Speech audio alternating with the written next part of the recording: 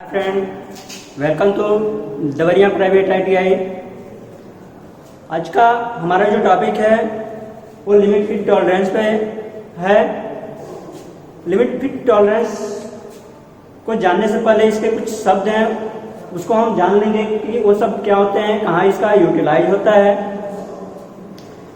यदि आप एक स्टूडेंट हैं या किसी गवर्नमेंट जॉब का प्रिपरेशन कर रहे हैं, जैसे इसरो हो गया, भेल हो गया, सेल हो गया, NTPC हो गया, DRDO हो गया, रेलवे हो गया, आदि बहुत सारे एग्जाम हैं जहां आपको लिमिट फिट टॉलरेंस से क्वेश्चन पूछे जाते हैं। आपका ट्रेड फिटर हो, टर्नर हो, मशीनिस्ट हो, ग्राइंडर हो, तो वहां से ये क्वेश्चन पूछे ही जाएंगे आपको। तो सबसे पहले लिमिट फिट टॉलरेंस का जो यूज होता है वो मास प्रोडक्शन वर्क में किया जाता है। मास प्रोडक्शन के बारे में हम जान लेते क्या है। जो मास प्रोडक्शन होता है, मास प्रोडक्शन जब किसी कंपनी में किसी पार्ट का निर्माण बहुत संख्या में किया जाता है तो उसको हम मास प्रोडक्शन कहते हैं। जैसे अगर हमको किसी शाफ्ट का निर्माण करना हो और वो संख्या काफ़ी हद तक अच्छी हो, हजारों की में वो संख्या हो, तो ऐसे प्रोडक्शन को हम मास प्रोडक्शन कहते हैं। मास प्रोडक्शन के कुछ एडवांटेज भी हैं, कुछ डिसएडवांटेज भी हैं। आइए देखते हैं मास प्रोडक्शन के एडवांटेज क्या हैं। तो मास प्रोडक्शन का जो एडवांटेज है, इसमें पहला जो है आपको समय की बचत हो जाती है, जिससे कम समय आपको पार्ट को निर्माण करने में लगता है। दूसरा जो है पार्ट का कॉस्ट कम हो जाता है, कॉस्ट जो होता है लेस हो जाता है। तीसरा जो है यहाँ कम मैन पावर की आवश्यकता होती है, मैन पावर कम हो लगते हैं। और चौथा जो है मास प्रोडक्शन का एडवांटेज जो है, ये हमारी संख्या काफी अधिक होती है, यानी मोर पार्ट प्रोडक्शन, अधिक संख्या में पार्टों का निर्माण होता है। इसके अलावा कुछ डिसएडवांटेज, मास प्रोडक्शन के कुछ डिसएडवांटेज भी हैं। हानियां क्या है उसको हम जान लेते हैं। मास प्रोडक्शन के जो हानियां हैं,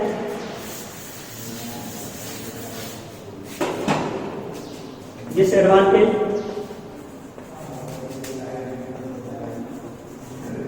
इसमें क्या होता है, जो प्राइम कास्ट होता है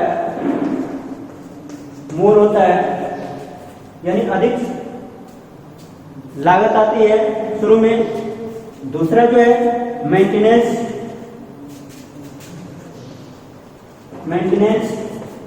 बढ़ जाता है आपको, यानी इंक्रीज कर जाता है, आपको मेंटेनेंस पे ज़्यादा खर्च पड़ते हैं। तो ये मास प्रोडक्शन के लाभ और हानियां हैं। इसके बाद हम बात करते हैं इंटरचेंजेबिलिटी की। इंटरचेंजेबिलिटी क्या होता है, तो जब भी हम पार्टों का निर्माण करते हैं तो हमारे पार्ट एक साइज में नहीं बनते हैं। इसमें क्या होता है, कोई साइज बेसिक साइज से कुछ अधिक बनता है, कुछ कम बनता है। इसका वजह है कि हमारा टूल कार्य करते हुए कुछ घिस जाता है, मशीन की सेटिंग अच्छी नहीं होती है, आदि बहुत से रीजन हो सकते हैं। तो हम देखते हैं इंटरचेंजेबिलिटी के बारे में।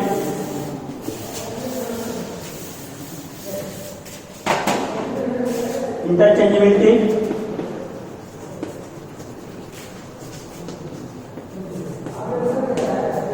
जिसको हम विनिमयशीलता कहते हैं।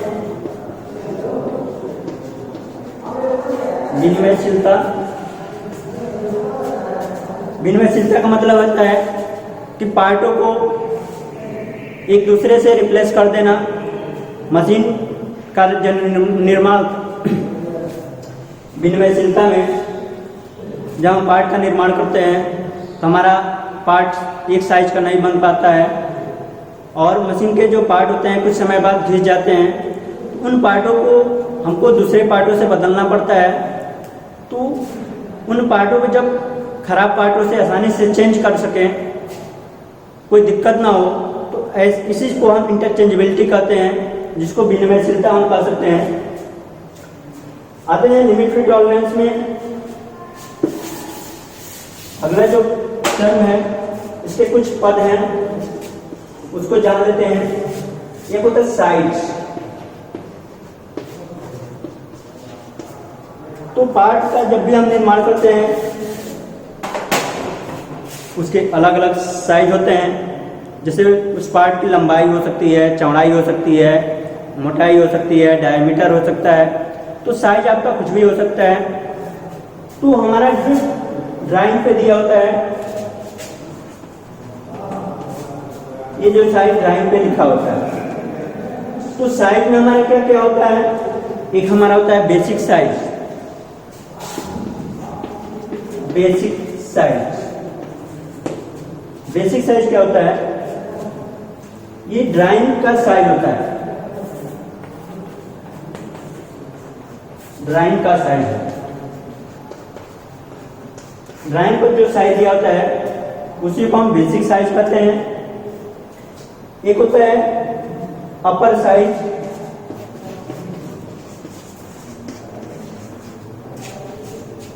ये अपर साइज क्या होता है? तो बेसिक साइज में हमारे जाप का प्रोडक्शन नहीं हो पाता है, इसलिए उस पे कुछ सीमाएं निर्धारित कर देते हैं। तो बेसिक साइज से कुछ ऊपर या बेसिक साइज से कुछ नीचे वो सीमाएं तय की जाती है, जिससे हमारा जो पार्ट बनेगा बेसिक साइज से ऊपर जो बनेगा वो अपर लिमिट में जाएगा, इससे जो नीचे बनेगा वो लोअर लिमिट में आएगा, यानी लोअर साइज। तो अपर साइज वो क्या होता है? ये बेसिक साइज से अधिक होता है, बेसिक साइज से मोर होता है। अपर साइज, लोअर साइज क्या होता है? लोअर साइज ये बेसिक साइज से नीचे होता है। लेस होता है। तो लोअर साइज बेसिक साइज से नीचे होता है। इसके अलावा है साइज में आपका एक्चुअल साइज होता है। एक्चुअल साइज, एक्चुअल साइज क्या होता है? जब हमारा पार्ट बन के तैयार हो जाता है तो उसको जब मेजर करते हैं तो मेजर के दौरान जो साइज आपको एक्चुअल में प्राप्त होता है उसी को हम बेसिक साइज कहते हैं। तो बेसिक साइज जो है हमारा, एक्चुअल साइज जो है हमारा तैयार पार्ट का साइज होता है।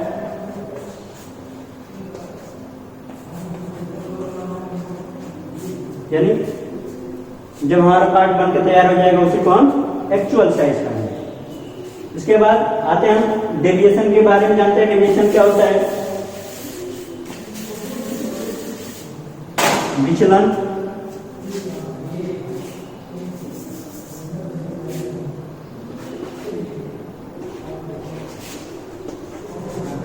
डेविएशन जिसको विचलन कहते हैं। तो विचलन हमारे दो प्रकार के होते हैं, एक पॉजिटिव वैल्यू, एक निगेटिव वैल्यू, जिसको हम अपर डेविएशन कहते हैं। अपर डेविएशन और दूसरा जो है लोअर डेविएशन।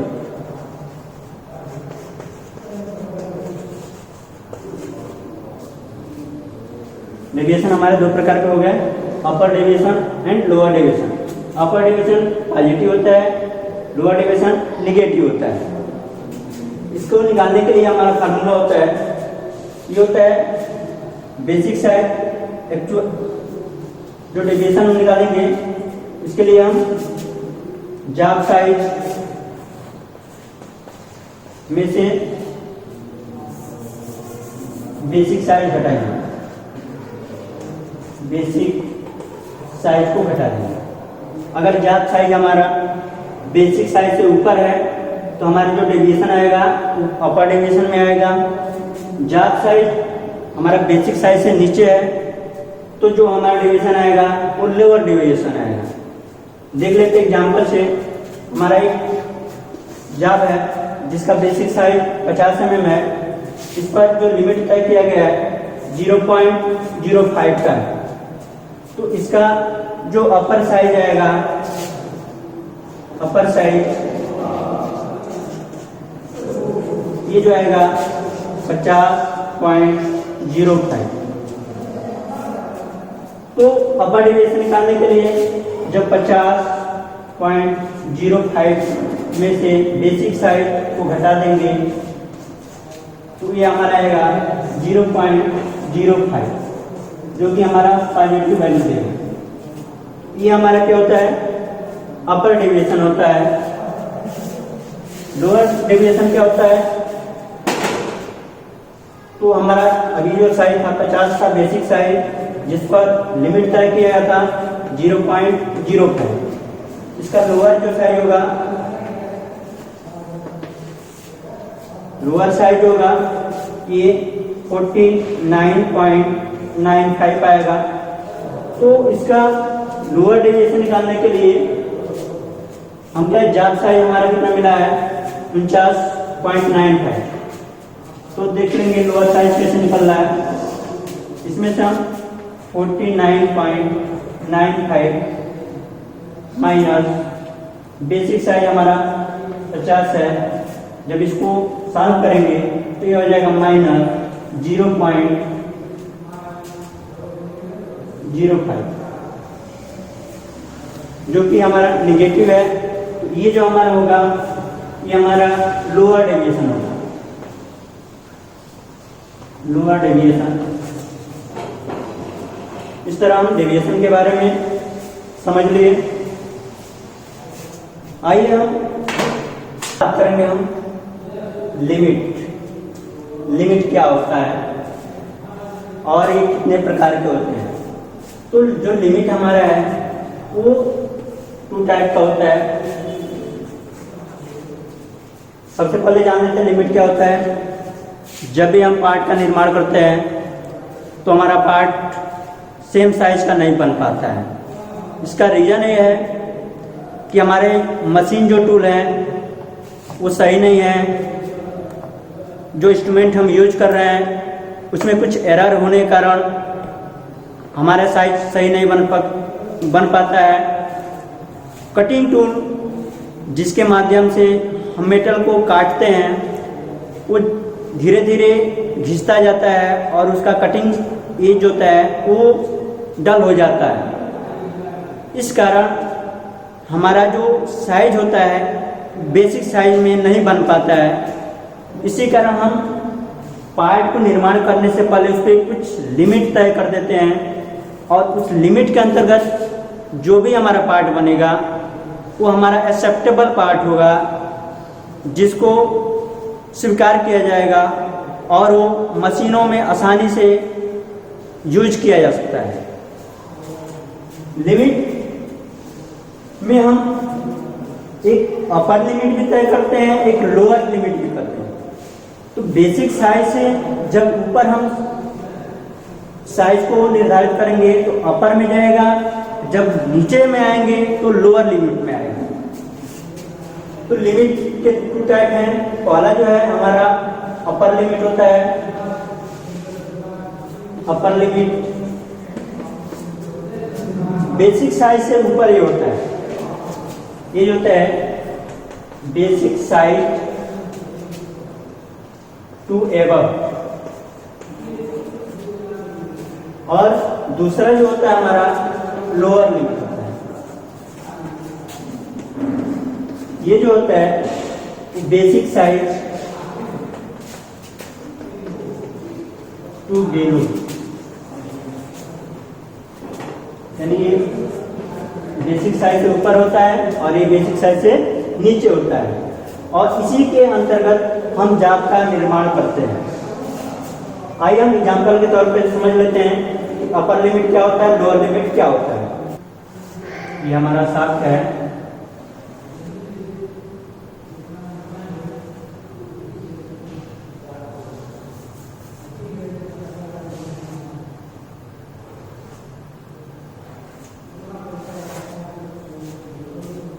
जिसका डायमीटर 30 mm है। ये ड्राइंग का साइज है। जब हम इस साइज का मैन्युफैक्चरिंग करेंगे तो हमारा जो पार्ट बनेगा वो एक्चुअल 30 mm में नहीं बन पाएगा। तो इसके लिए हम क्या करते हैं कि इस बेसिक साइज जो 30 mm है इस पर कुछ लिमिट तय कर देते हैं 0.03 का। तो हम इस पार्ट को एवं जो जाएंगे बेसिक साइज से वो 30 प्लस 0.03 यानी 30.03 mm मैक्सिमम साइज उस पार्ट का होगा। इसी तरह जो अंतिम एक्सेप्टेबल पार्ट होगा वो 30 माइनस 0.03 ये जो आएगा हमारा 29.97 है। तो ये हमारा मैक्सिमम जो होगा ये हमारा जाप साइज होगा, और नीचे वाला जो है ये जाप का निम्नतम साइज होगा। इस साइज के अंतर्गत जो भी हमारे पार्ट बनेंगे वो एक्सेप्टेबल पार्ट होंगे। जैसे कहें हमारा कोई पार्ट 30.01 का बनेगा, एक 30.02 का भी बन सकता है, एक होता है 29.93 का भी बन सकता है। तो इसके अलावा भी और सारे जाप बन सकते हैं। ये जितने भी हमारे जो साइज है वो सारे एक्सेप्टेबल पार्ट होंगे, जिसका वजह है हम लिमिट को तय करना है। आइए इसके बाद हम फिट के बारे में बात करते हैं। फिट क्या होता है? अगला पद है हमारा फिट। फिट क्या होता है कि जब हम किसी मशीन पार्ट का निर्माण करते हैं और वो मशीन पार्ट असेंबल करने हो, जैसे मान लीजिए हमारा ये दो पार्ट है, एक पार्ट ये है और एक पार्ट ये है, इनको हमको क्या करना है, असेंबल करना है। तो हम क्या करते हैं, एक पार्ट इसको बना लिए और एक पार्ट इसको बना लिए।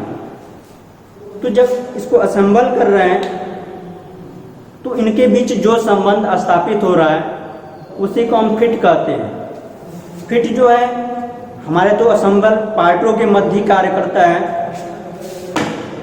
इसमें एक जो पार्ट होता है हमारा जिसको हम होल कहते हैं, और दूसरा जो है शाफ्ट कहते हैं।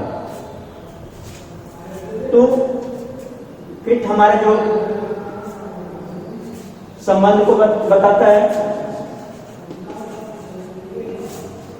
और किनके संबंध को, पार्टों के मध्य। तो पार्टों के मध्य जो संबंध बताता है वो फिट कहलाता है। ये पार्ट में हमारे क्या होते हैं, एक जो होता है होल होता है और दूसरा जो है शाफ्ट होता है। होल का मतलब होता है कि मेल पार्ट जो होगा ये हमारा शाफ्ट होगा, और फीमेल जो पार्ट होगा वो होल का है। जैसे हम कहें ये हमारा होल है, और इसी पार्ट में जो पार्ट असेंबल होता है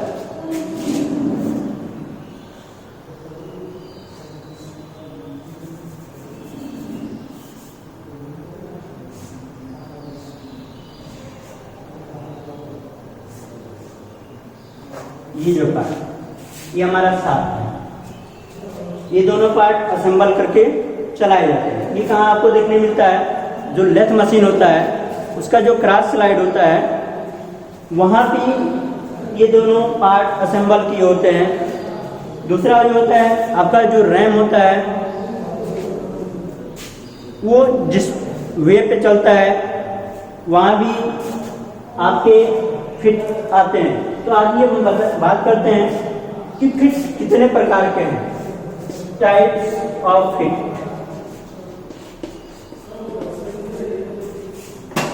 टाइप्स ऑफ फिट जो है वो प्रेशर अप्लाई के अनुसार किए गए हैं कि जब दो भी पार्ट को असेंबल करते हैं तो उस पर कितना प्रेशर अप्लाई करना पड़ रहा है जिससे वो पार्ट असेंबल हो पा रहे हैं।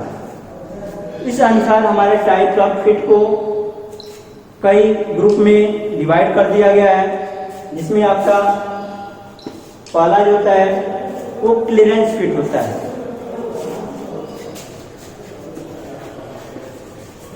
क्लियरेंस फिट, क्लियरेंस फिट से सीधा तात्पर्य है कि उनके बीच जो गैप होगा थोड़ा क्लियर होगा, मतलब आसानी से वो इंगेज हो सकते हैं। तो जो पार्ट आसानी से एक दूसरे से असंबल हो जाएं और उनमें कम फोर्स की अप्लाई की जरूरत हो तो ऐसे फिट को हम क्लियरेंस फिट कहते हैं। क्लियरेंस फिट आपके 2 टाइप्स होते हैं, जिसमें आपका एक होता है रनिंग फिट, जिसमें होल के अंदर शाफ्ट जो है हमारा रन करता है। तो ये हमारा 2 टाइप्स है, एक होता है रनिंग फिट और दूसरा जो है हमारा वो स्लाइडिंग फिट है। स्लाइडिंग फिट, रनिंग फिट क्या है?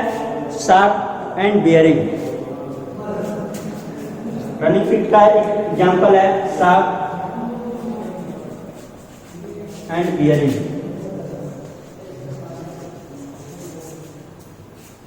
स्लाइडिंग फिट का एग्जांपल है क्रॉस स्लाइड।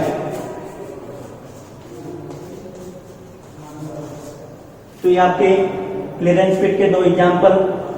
रनिंग फिट में आपका शाफ्ट एंड बियरिंग आता है, जिसमें शाफ्ट हमारा बियरिंग के अंदर मूव करता है। दूसरा जो है स्लाइडिंग फिट है, जिसमें एक पार्ट दूसरे पार्ट के अंदर आसानी से स्लाइड करता है, जिसमें इसके अलावा रैम पे गति करता। दूसरा लेथ मशीन का जो बेड होता है उस बेड पर आपका टेल स्टॉक जो स्लाइड करता है वो भी आपका क्लियरेंस फिट के एक ही पार्ट है जो स्लाइड फिट के अंतर्गत आता है। जो हमारा फिट का दूसरा जो टाइप है ये हमारा ट्रांजिशन फिट है।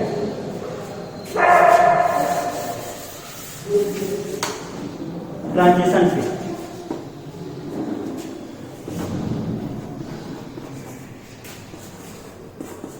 Transition fit.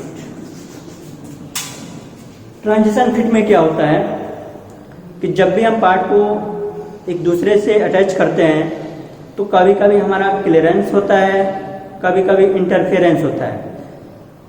कहने का मतलब कभी पार्ट हमारे आसानी से इंगेज हो जाते हैं और कभी कभी थोड़ा ज़्यादा प्रेशर की अप्लाई करना पड़ता है जिसके द्वारा वो इंगेज होते हैं। तो इस प्रेशर के अनुसार जो ट्रांजिशन फिट होते हैं हमारे कौन कौन हैं, आइए हम बात करते हैं ट्रांजिशन फिट के बारे में।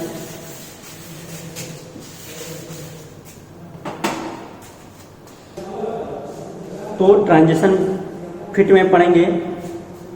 ट्रांजिशन फिट में आपका पुश फिट आता है, मतलब जिसको हल्के प्रेशर के साथ असेंबल किया जा सके। जैसे एक आपका ये शाफ्ट है और इसको हम होल कहते हैं। इन दोनों पार्टों को जब भी असेंबल करते हैं तो इसको हमको थोड़े से प्रेशर की अप्लाई करना पड़ा और ये दोनों पार्ट असेंबल हो गए। तो इस प्रकार का जो फिट आता है वो ट्रांजिशन फिट के अंतर्गत आता है, जिसको हम पुश फिट कह रहे हैं।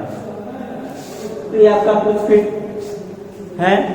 दूसरा जो होता है अपने इलेक्ट्रिक सीढ़ियाँ जो होती हैं, स्वचालित सीढ़ियाँ हैं, वहाँ पे जो बटन लगे होते हैं, first floor, second floor, third floor, ground, तो उनको जानने के लिए चाहे हमको अपर जाना है या लोअर जाना है, तो वहाँ पे बटन को जब हम दबाते हैं, प्रेस करते हैं, तो हमारे बटन इजीली पुश हो जाते हैं।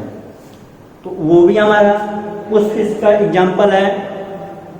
तीसरा जो है, आप की को पेट्रोल डालने के लिए जब डालते हैं लॉक के अंदर, तो वहाँ पे हल्के से पुश करना पड़ता है, तब आपका वो लॉक खुल जाता है। तो वो भी हमारा ट्रांजिशन फिट में आता है। फिट का जो तीसरा टाइप्स है वो इंटरफेरेंस फिट है।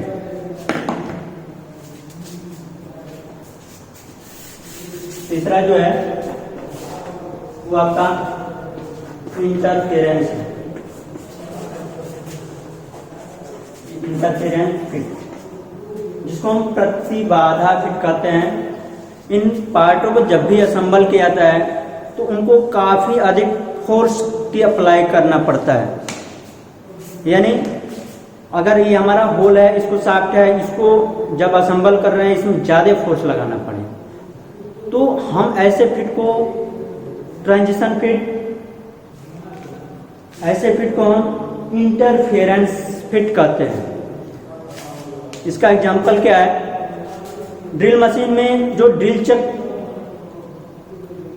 को लगाने के लिए हम जो आर्बर होता है उसको मशीन स्पिंडल में फोर्स के साथ अप्लाई करते हैं, यानी उसको हैमर द्वारा पीट कर लगाया जाता है। तो वो हमारा जो फिट होता है वो इंटरफेरेंस फिट होता है। तो इंटरफेरेंस फिट में जो आपका आता है कि आपका फोर्स फिट आता है। दूसरा जो है आपका श्रिंकेज फिट आता है।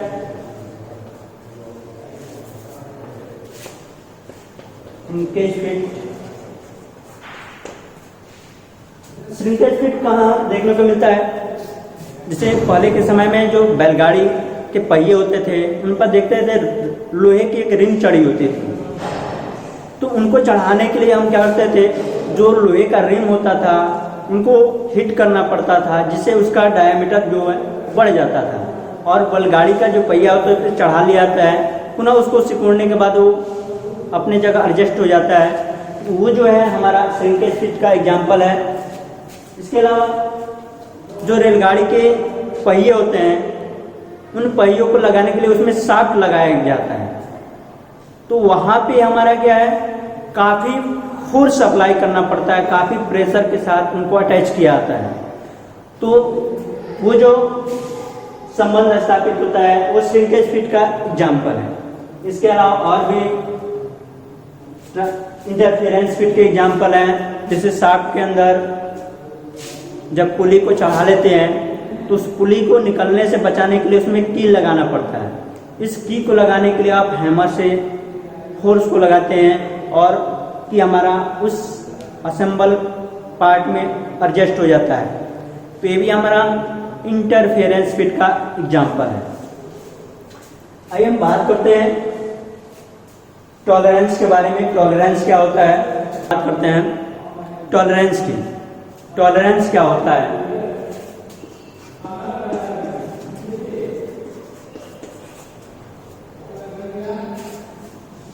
किसी शाफ्ट या होल का अपर लिमिट और लोअर लिमिट का जो अंतर होता है उसी को हम टॉलरेंस कहते हैं। तो टॉलरेंस जो होता है ये अपर लिमिट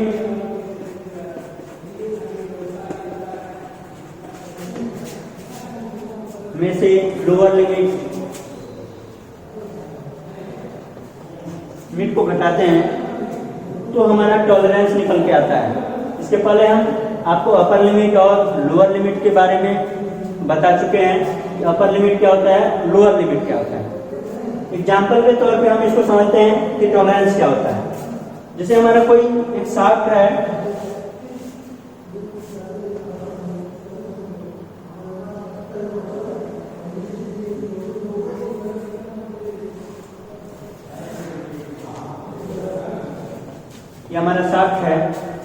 इसका कुछ साइज होगा।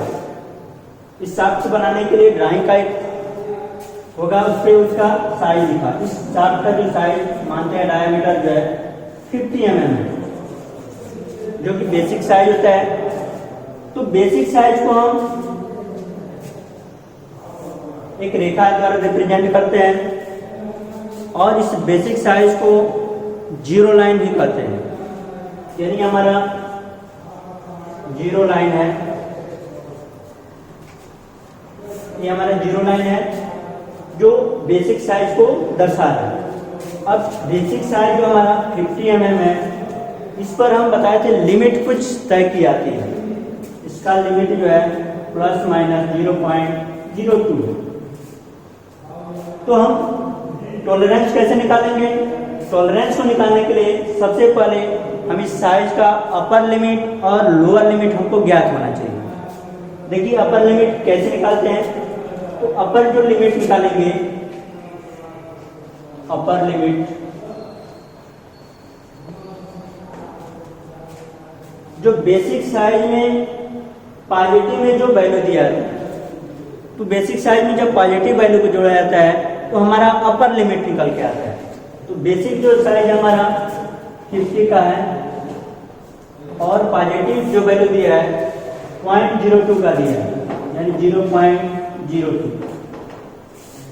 जब इसको कैलकुलेट करेंगे तो ये हमारा आ जाएगा 50.02 mm। ये शाफ्ट का हमको अपर लिमिट ज्ञात हो गया। इसी तरह शाफ्ट का हम लोअर लिमिट ज्ञात कर लेते हैं।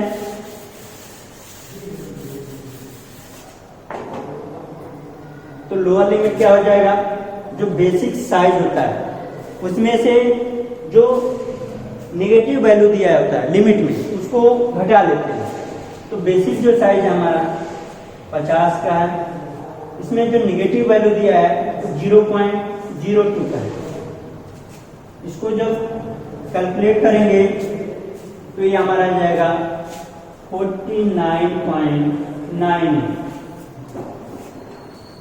तो ये हमारा लोअर लिमिट आ गया, लोअर लिमिट।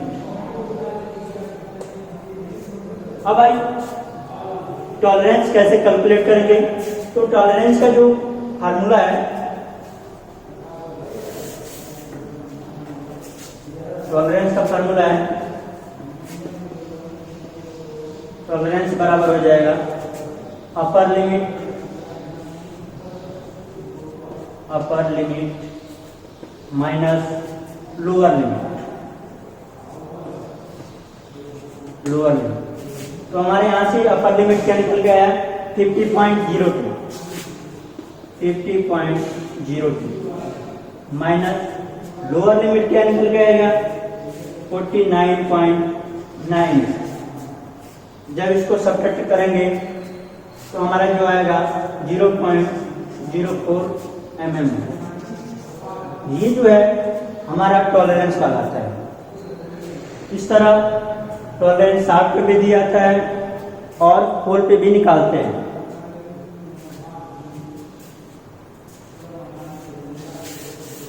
अब देख लेते हैं हम टॉलरेंस को बिना कैलकुलेट किए कैसे निकाल सकते हैं।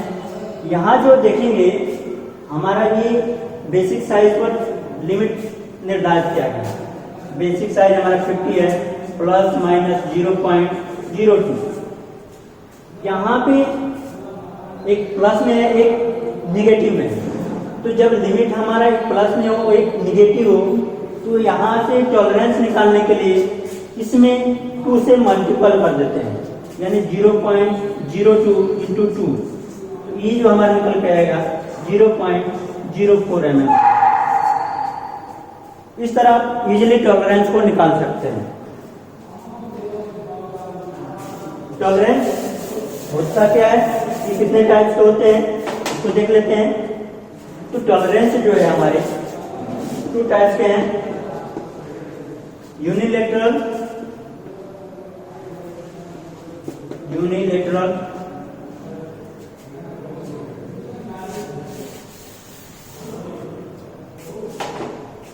आइए देख लेते हैं।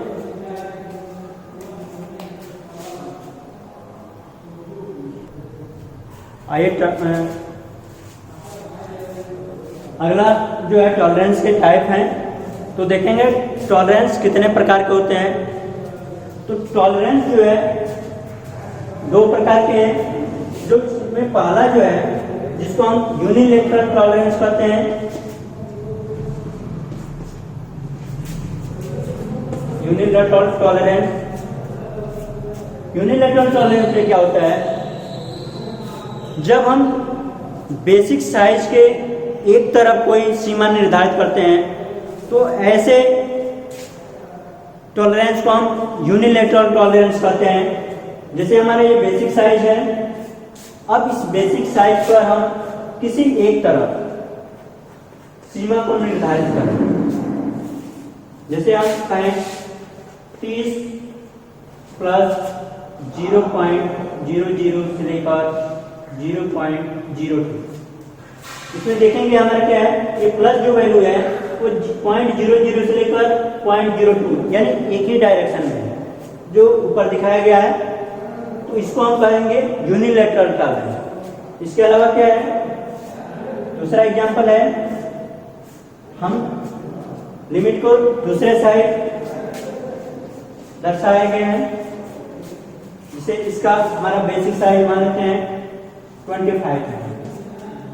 इस पे जो टॉलरेंस दिया जाएगा -0.03 से लेकर -0.05।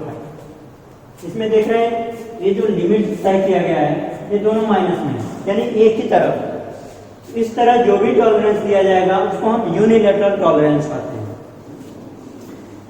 दूसरा क्या होता है, बाइलैटरल टॉलरेंस।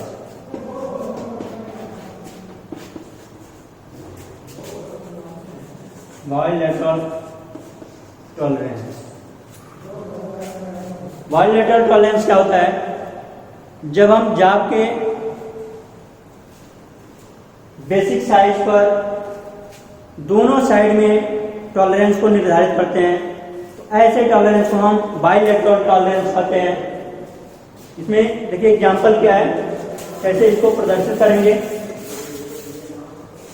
ये हमारा बेसिक साइज का वो लाइन है जिसमें ये अपर में टॉलरेंस दिया गया है,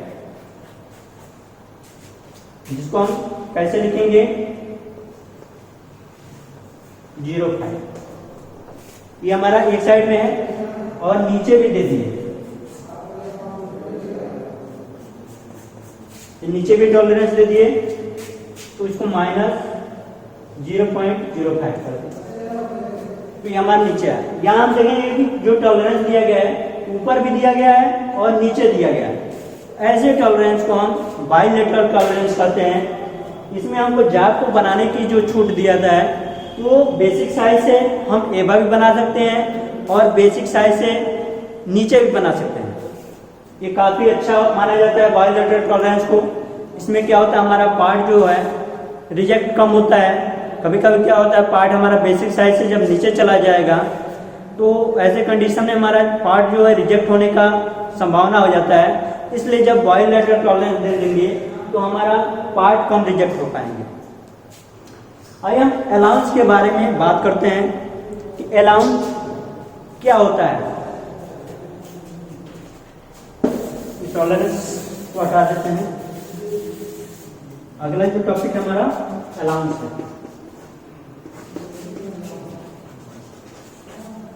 जिसको हम छूट कहते हैं। अलाउंस क्या होता है, जब 2 असेंबल पार्ट को निर्मित कर लिया जाता है तो उनके जो साइज होते हैं उनमें जो डिफरेंस रखा जाता है जानबूझकर, उसी को हम अलाउंस कहते हैं। यानी होल और शाफ्ट के मध्य जानबूझकर जो भी अलाउंस रखा, जो भी छूट रखा जाएगा उसी को हम अलाउंस कहते हैं। अलाउंस जो है 2 प्रकार से दिए जाते हैं, एक पॉजिटिव अलाउंस और एक negative allowance. Positive allowance clearance को व्यक्त करता है, नेगेटिव अलाउंस इंटरफेरेंस को व्यक्त करता है। या ट्रांजिशन को व्यक्त करता है। अलाउंस निकालने के लिए हम क्या करते हैं, जाप के साइज का डिफरेंस देखते हैं कि उनके मध्य डिफरेंस क्या है। अगर हमारा होल बड़ा है और शाफ्ट छोटा है तो वहाँ से जो हमारा अलाउंस निकल के आएगा वो पॉजिटिव में आएगा। अगर हमारा शाफ्ट बड़ा है और होल छोटा है तो वहाँ से जो अलाउंस निकल के आएगा वो निगेटिव अलाउंस निकल के आएगा। तो अलाउंस हमारा क्या है, पॉजिटिव अलाउंस, पॉजिटिव अलाउंस और दूसरा है negative allowance, negative allowance. Positive allowance में हमारा क्लियरेंस आता है और निगेटिव अलाउंस में हमारा ट्रांजिशन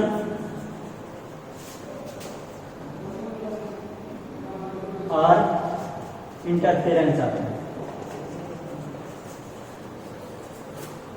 तो ये हमारा अलाउंस में आता है। एग्जाम्पल के तौर पे समझ लेते हैं कैसे होता है। जैसे हमारा शाफ्ट का एक साइज है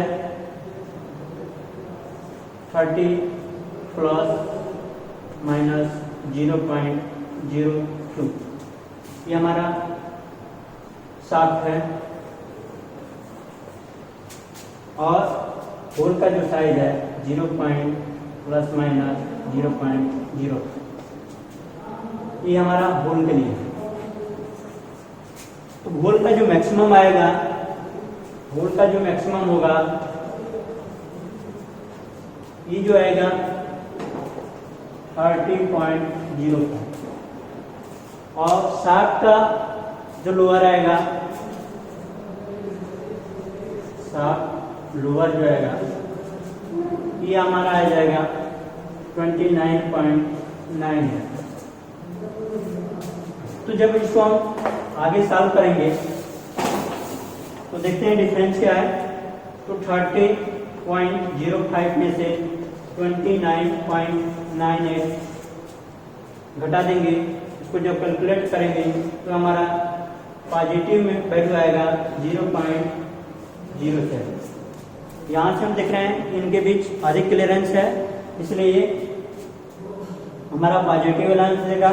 इसी तरह ये जब शाफ्ट बड़ा हो जाए इसको 2 कर दें और इसको 5 कर दें, तो ये हमारा शाफ्ट का मैक्सिमम 30.05 आ जाएगा और होल का इतना आ जाएगा।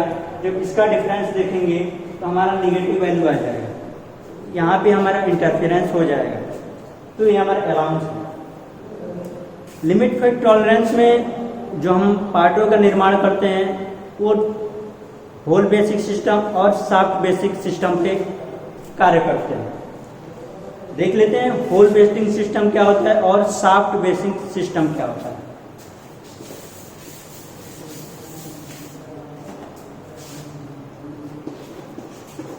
होल बेसिक सिस्टम, इसमें क्या होता है, होल को हमारा कांस्टेंट होता है, मतलब होल को हम निश्चित कर देते हैं, और शाफ्ट जो है वो चेंजेबल होता है,